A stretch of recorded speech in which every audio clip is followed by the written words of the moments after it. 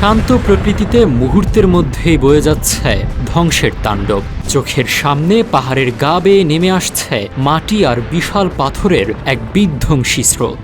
এর ধ্বংস ক্ষমতা সাধারণ যে কোনো বন্যার চেয়ে বহুগুণ বেশি। পাহাড়ের খাড়া ঢাল বেয়ে প্রচণ্ড বেগে নেমে আসা এই স্রোত পানির চেয়ে অনেক বেশি ঘন ও ভারী।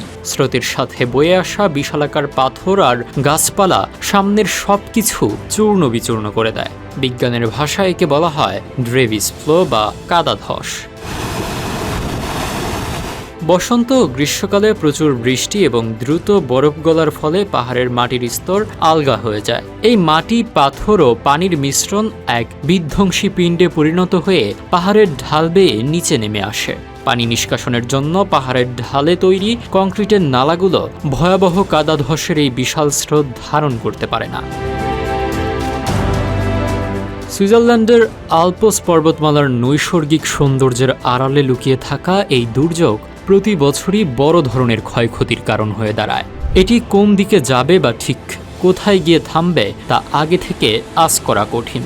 পাহাড়ের ঢাল শেষ হয়ে সমতল জায়গায় পৌঁছালে এর গতিবেগ কমে আসে এবং স্রোতটি স্থির হয়ে যায়। পুরো এলাকা কাদা ও পাথরে এমনভাবে ঢেকে যায় যে ভারী যন্ত্রপাতি ছাড়া তা পরিষ্কার করা প্রায় অসম্ভব হয়ে দাঁড়ায়।